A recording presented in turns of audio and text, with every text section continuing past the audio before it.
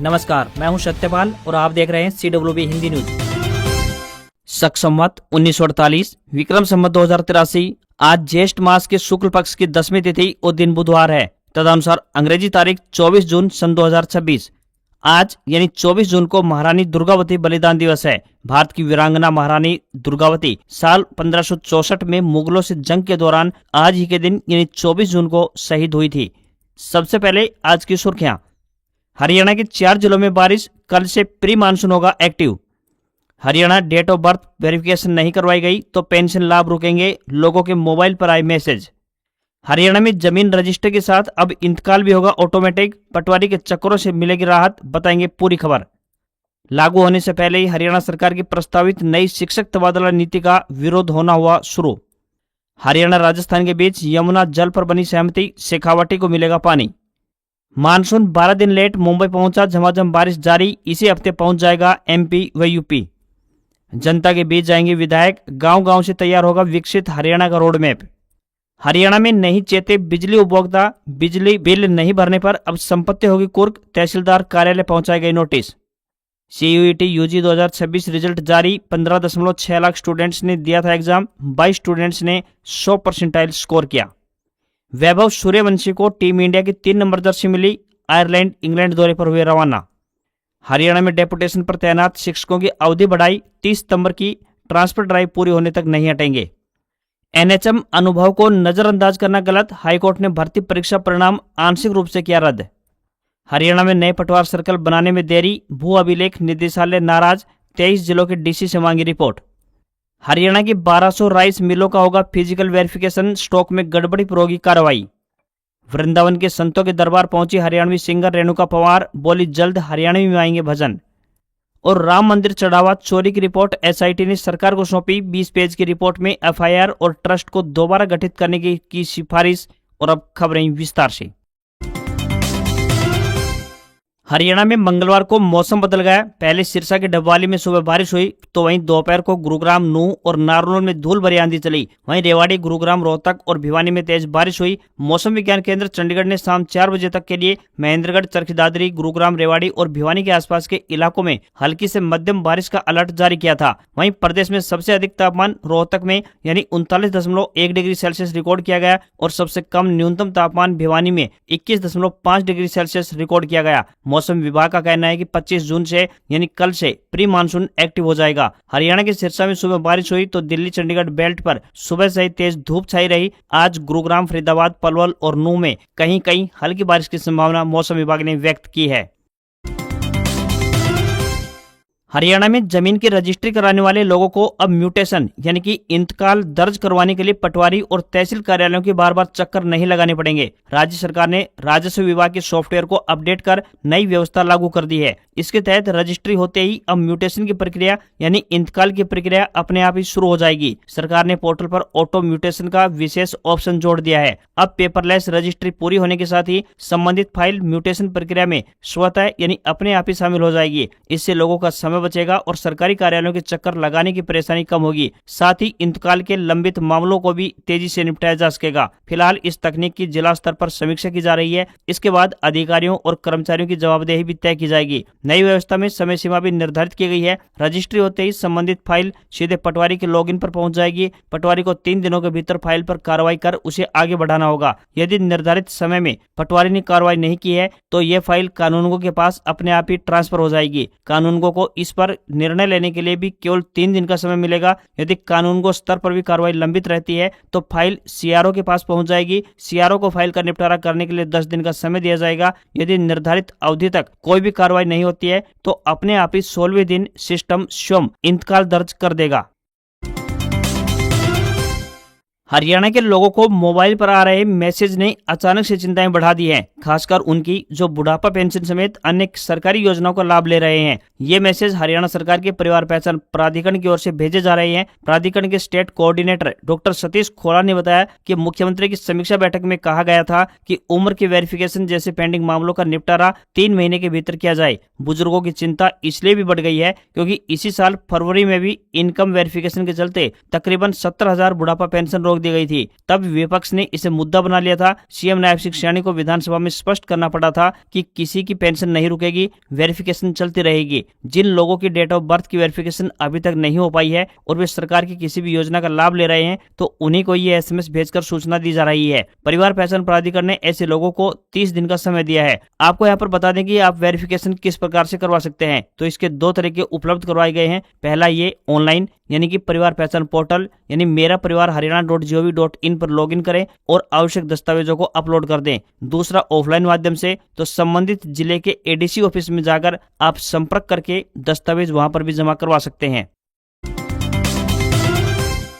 हरियाणा सरकार की प्रस्तावित नई शिक्षक तबादला नीति का लागू होने से पहले ही शिक्षक संगठनों ने इसका विरोध करना शुरू कर दिया है। विभिन्न शिक्षक व कर्मचारी संगठनों ने नीति के कई प्रावधानों पर आपत्ति जताते हुए सरकार से संशोधन की मांग उठा ली है। उनका कहना है कि आपत्तियों का समाधान नहीं किया गया तो तबादला प्रक्रिया को लेकर व्यापक असंतोष पैदा हो सकता है। शिक्षक संगठनों की सबसे बड़ी आपत्ति फीडर कैडर के अनुभव को अंक न दिए जाने पर है। उनका कहना है कि पदोन्नति से पहले वर्षों तक दी गई सेवाओं को नजरअंदाज करना शिक्षकों के अनुभव और योगदान का अनादर है। इसी तरह पदोन्नति के बाद केवल वर्तमान पद का अनुभव गिने जाने पर भी सवाल उठाए गए हैं। संगठनों का तर्क है कि 20 से 30 साल तक की कुल सेवा देने वाले कर्मचारी अनुभव अंकों में पीछे चले जाएंगे। इसके अलावा कपल केस में दोनों कर्मचारियों को अंक देने की भी मांग उठाई गई है। तर्क दिया गया है कि यदि पति पत्नी दोनों सरकारी सेवा में हैं, तो दोनों को समान लाभ मिलना चाहिए। साथ ही 40 वर्ष से अधिक आयु की अविवाहित महिला कर्मचारियों को विशेष अंक नहीं दिए जाने पर भी आपत्ति दर्ज करवाई गई है। शिक्षकों ने वार्षिक परीक्षा परिणामों को तबादला प्रक्रिया में वरीयता नहीं मिलने को भी बड़ी कमी बताया है। मांग की गई है कि बेहतर शैक्षणिक परिणाम देने वाले शिक्षकों को प्रोत्साहन अवश्य मिलना चाहिए। वहीं माध्यमिक शिक्षा निदेशक जितेंद्र दहिया के मुताबिक न्यायालय के निर्देश अनुसार नीति में संशोधन किया गया है। अभी बदलाव की कोई गुंजाइश नहीं है, लेकिन भविष्य में कभी नीति में किसी तरह का बदलाव होने पर आपत्तियों पर विचार किया जाएगा। केंद्रीय जल शक्ति मंत्री सीआर पाटिल की अध्यक्षता में सोमवार को नई दिल्ली में हरियाणा और राजस्थान के मुख्यमंत्रियों की महत्वपूर्ण बैठक हुई। बैठक में जल संसाधन, सिंचाई और पेयजल से जुड़े कई अहम मुद्दों पर विस्तार से चर्चा की गई। सबसे बड़ी सहमति साल 1994 के अपर यमुना रिवर बोर्ड समझौते के तहत राजस्थान को उसके हिस्से का यमुना जल उपलब्ध करवाने को लेकर बनी है। बैठक के बाद हरियाणा के मुख्यमंत्री नायब सिंह सैनी ने बताया कि दोनों राज्यों के बीच इस विषय पर सकारात्मक सहमति बनी है। इससे शेखावटी क्षेत्र समेत राजस्थान के जल संकट से जूझ रहे इलाकों के लिए बड़ी राहत माना जा रहा है। तकरीबन 3 दशक पुराने अपर यमुना रिवर बोर्ड समझौते के तहत राजस्थान अपने हिस्से के पानी की मांग करता रहा है। अब केंद्र सरकार की पहल और हरियाणा राजस्थान के बीच बने समन्वय के बाद इस दिशा में ठोस प्रगति हुई है। माना जा रहा है कि समझौते के बाद राजस्थान के कई जिलों में पेयजल और सिंचाई की स्थिति बेहतर होगी। बैठक में यमुना बेसिन से जुड़ी बहुप्रतीक्षित रेणुका, किसाऊ और लखवार बांध परियोजना को भी समीक्षा की गई। इन परियोजनाओं को तेजी से अब आगे बढ़ाने पर सहमति बनी है ताकि भविष्य में जल भंडारण क्षमता बढ़ाई जा सके और दोनों राज्यों को पर्याप्त जल उपलब्ध हो सके। नेशनल टेस्टिंग एजेंसी यानी एनटीए ने सीयूईटी यूजी 2026 रिजल्ट 23 जून को जारी कर दिया। इस साल 15.6 लाख छात्रों ने परीक्षा में हिस्सा लिया। इस बार सिर्फ एक स्टूडेंट ने अपने चुने गए 5 में से 4 विषयों में 100% स्कोर हासिल किया है। वहीं 22 स्टूडेंट ने 3 सब्जेक्ट में और 180 स्टूडेंट ने 2 सब्जेक्ट में और कुल 3214 छात्रों ने एक विषय में 100% स्कोर प्राप्त किया है। यह एग्जाम 7 जून को खत्म हुई थी। सीयूईटी रिजल्ट के बाद ही दिल्ली यूनिवर्सिटी समेत देश के बड़े संस्थानों में ग्रेजुएशन कोर्सेज में एडमिशन प्रोसेस प्रारंभ होता है। सीयूईटी यूजी प्रवेश परीक्षा से DU, JNU, BHU, Jamia, AMU, Allahabad university जैसे तमाम केंद्रीय विश्वविद्यालयों सहित देश की 300 से ज्यादा यूनिवर्सिटीज के यूजी कोर्सेज में एडमिशन मिलेगा। सीयूईटी की परीक्षा इस बार 37 विषयों के लिए हुई। इसमें 13 लैंग्वेज, 1 जनरल एप्टीट्यूड टेस्ट और 23 डोमेन सब्जेक्ट शामिल हैं। रिजल्ट के बाद काउंसलिंग के जरिए स्टूडेंट्स यूनिवर्सिटी में अपनी पसंद के कोर्स और कॉलेज में एंट्री के लिए अप्लाई करते हैं। यह प्रोसेस हर यूनिवर्सिटी अपने स्तर पर संचालित करती है। काउंसलिंग का उद्देश्य यह तय करना होता है कि योग्य स्टूडेंट्स को उनकी योग्यता, स्कोर और पसंद के आधार पर सीटें अलॉट की जाएं। सीयूईटी स्कोर और अन्य योग्यता की शर्तों जैसे कैटेगरी, रिजर्वेशन और पॉलिसी इत्यादि के आधार पर हर यूनिवर्सिटी अपना काउंसलिंग और एडमिशन शेड्यूल जारी करती है। हरियाणा में विकास की योजनाएं केवल सरकारी दफ्तरों में नहीं बनेंगी, बल्कि गांव, वार्डों और आम लोगों के बीच बैठकर तैयार की जाएंगी। मुख्यमंत्री नायब सिंह सैनी ने सोमवार को चंडीगढ़ में आयोजित प्रेस वार्ता में बताया कि विकसित हरियाणा 2047 विजन के तहत जुलाई और अगस्त में प्रदेश के सभी विधायक अपने अपने विधानसभा क्षेत्रों में जाकर जनता से सीधा संवाद करेंगे। इस अभियान का नाम मेरी विकसित विधानसभा रखा गया है। मुख्यमंत्री ने कहा कि विधायक गाँव, शहरों, वार्डों, किसानों, युवाओं, महिलाओं, उद्योग जगत, स्वयं सहायता समूहों और सामाजिक संगठनों से सीधे सुझाव लेंगे। इन सुझावों के आधार पर हर विधानसभा क्षेत्र का अलग अलग विकास का खाका तैयार किया जाएगा। बाद में इन्हीं योजनाओं को जोड़कर पूरे हरियाणा के लिए वर्ष 2047 तक का विकास का रोड मैप तैयार होगा। सीएम के मुताबिक यह केवल सरकार की योजना नहीं, बल्कि जनता की भागीदारी से तैयार होने वाला भविष्य का रोड मैप है।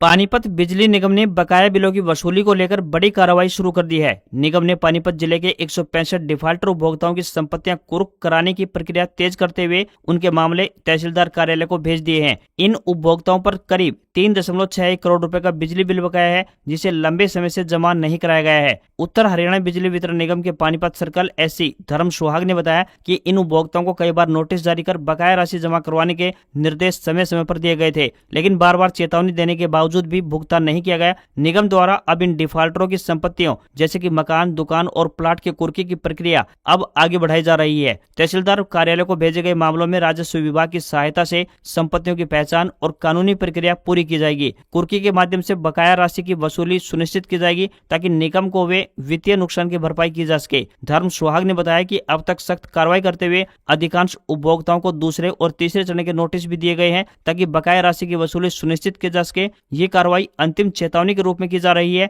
यदि बकायेदार जल्द ही अपनी बकाया राशि जमा नहीं करवाते हैं तो उनकी संपत्तियों को नियमों के अनुसार कुर्क कर नीलामी की प्रक्रिया भी अपनाई जा सकती है। साथ ही उपभोक्ताओं से अपील भी की गई है कि समय रहते अपने बिलों का भुगतान अवश्य करें ताकि उन्हें किसी प्रकार की कानूनी कार्रवाई का सामना न करना पड़े। हरियाणा में मल्टीपर्पज हेल्थ वर्कर यानी MPHW पुरुष भर्ती मामले में पंजाब एंड हरियाणा हाईकोर्ट ने महत्वपूर्ण फैसला सुनाते हुए स्वास्थ्य विभाग और हरियाणा कर्मचारी चयन आयोग को बड़ा झटका दिया है। बता दें कि राष्ट्रीय स्वास्थ्य मिशन यानी NHM के तहत कार्यरत कर्मचारियों के अनुभव को केवल पदनाम अलग होने के आधार पर नजरअंदाज नहीं किया जा सकता। मामले की सुनवाई करते हुए जस्टिस संदीप मोदगिल की अदालत ने अधिकारियों को निर्देश दिए हैं कि याचिकाकर्ताओं के अनुभव अंक जोड़कर मेरिट सूची की दोबारा से गणना की जाए। साथ ही भर्ती प्रक्रिया में उनके अनुभव को उचित महत्व दिया जाए। ये मामला साल 2015 में जारी MPHW पुरुष भर्ती विज्ञापन से जुड़ा हुआ है। याचिकाकर्ताओं का कहना था कि उन्होंने राष्ट्रीय स्वास्थ्य मिशन के तहत STS और पैरामेडिकल वर्कर के रूप में लंबे समय तक कार्य किया है। इसके बावजूद भर्ती प्रक्रिया के दौरान उन्हें अनुभव के अंक नहीं दिए गए, जिससे उनकी मेरिट लिस्ट प्रभावित हुई है।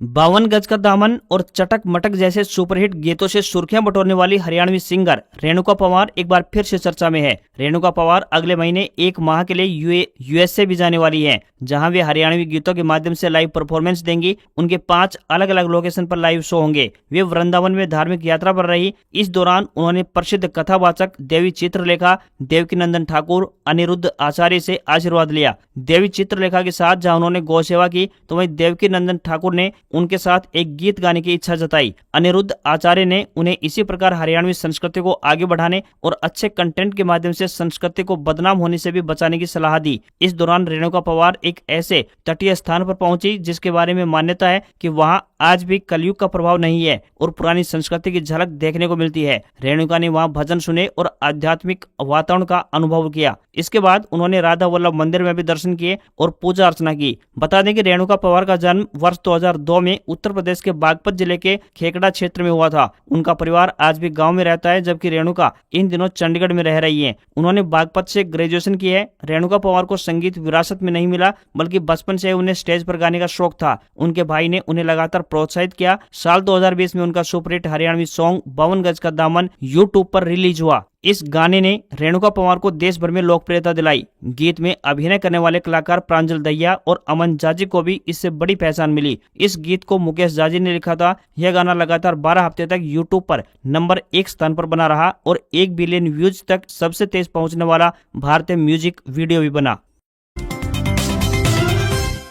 मानसून 12 दिन की देरी के बाद मंगलवार को मुंबई पहुंच गया है। आमतौर पर मानसून 11 जून तक मुंबई पहुंच जाता है। मानसून के पहुंचते ही शहर के कई इलाकों में झमाझम बारिश हो रही है। मौसम विभाग के मुताबिक दक्षिण पश्चिमी मानसून तेलंगाना, ओडिशा, छत्तीसगढ़, झारखंड और बिहार के कुछ इलाकों में आगे बढ़ गया है। अगले 2 से 3 दिनों में गुजरात और मध्य प्रदेश में पहुंच सकता है। इसके बाद 3 से 4 दिनों में उत्तर प्रदेश में भी एंट्री होगी। वहीं मध्य प्रदेश, विदर्भ और उत्तर प्रदेश को मानसून के लिए 1 हफ्ता और इंतजार करना पड़ सकता है। वहीं दिल्ली, हरियाणा, पंजाब को जुलाई तक इंतजार करना होगा। जम्मू कश्मीर के अनंतनाग में मंगलवार सुबह भारी बारिश हुई। कई जगह ओले भी गिरे। आज असम, मेघालय और अरुणाचल प्रदेश में भारी बारिश को लेकर ऑरेंज अलर्ट जारी है। तो वहीं मानसून के कारण ओडिशा, केरलम, कर्नाटक, तेलंगाना, कोंकण, गोवा और मध्य महाराष्ट्र में भारी बारिश होगी। वहीं राजस्थान, हिमाचल प्रदेश, उत्तराखंड, दिल्ली, पंजाब, चंडीगढ़ और हरियाणा में प्री मानसून एक्टिव रहने से आंधी बारिश हो सकती है। सीकर में विश्व प्रसिद्ध खाटू श्याम जी मंदिर में निर्जला एकादशी पर आने वाले श्रद्धालुओं की भारी भीड़ को देखते हुए रेलवे ने विशेष इंतजाम किए हैं। यात्रियों की सुविधा को देखते हुए रेलवे स्पेशल ट्रेनें शुरू करने जा रहा है। उत्तर पश्चिमी रेलवे की सीनियर मैनेजर पूजा मित्तल ने बताया कि स्पेशल ट्रेनें चलने से रेगुलर ट्रेनों पर ट्रैफिक लोड अधिक नहीं बढ़ेगा। खाटू श्याम जी से पहले रिंगस रेलवे स्टेशन पर रेलवे पुलिस फोर्स यानी आरपीएफ के 50 सुरक्षा कर्मी बढ़ा दिए हैं। बता दें कि ट्रेन नंबर 09633 व 09634 Rewari rings Rewari special train Rewari से 26 जून और रिंगस से 27 जून को भी चलेगी। इसी प्रकार ट्रेन नंबर 09637 व 09638 Rewari rings Rewari special train Rewari और रिंगस से 24, 26 व 29 जून को चलेगी। हरियाणा की तरफ से खाटू श्याम आने वाले भक्तों के लिए 25 से 28 जून तक स्पेशल ट्रेनें चलेंगी। Train number 04737 Bhiwani ढेरका Balaji special train 25 जून से 28 जून तक भिवानी से रात 12:15 बजे रवाना होकर अगले दिन सुबह 7:05 पर ढेरका बालाजी पहुंचेगी। ये स्पेशल ट्रेन रास्ते में चरखी दादरी, झाड़ली, कोसली, जाटूसाना, रेवाड़ी, कुंड, अटेली, नारनौल, निजामपुर, डाबला, माउंडा, नीमकाथाना, कांवट, श्री माधोपुर, रिंगस, गोविंदगढ़, मलिकपुर व चोमू सामुद स्टेशनों पर स्टॉपेज करेगी।